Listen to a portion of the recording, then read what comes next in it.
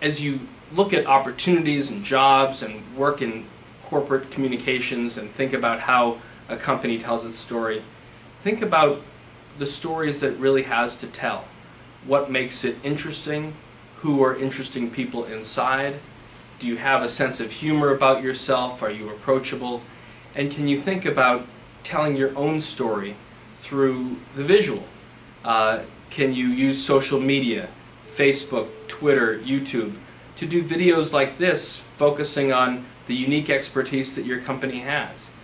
I'm more convinced than ever that, well, we always have to try and write news releases and get third-party journalists to write stories about the businesses that we work for.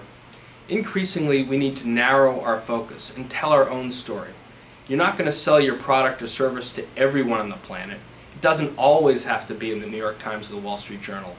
But if you can get yourself an iPhone or a decent camera and produce some graphics to go along with it, put your experts in front of the lens and let them say why what you do is so special, telling your own story increasingly is going to be the most important thing that corporate communications people can do.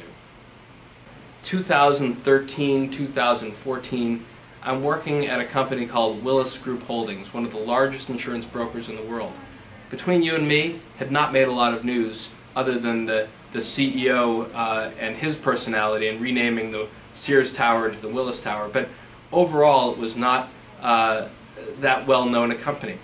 But what we did was we took a young man and we sent him on foot from the coast of Antarctica to the South Pole, and we equipped a truck and a crew along with him to film him every step of the way and produced a live television show for 1 hour every day over the course of the 19 days of his walk, breaking the world record as he got to the South Pole.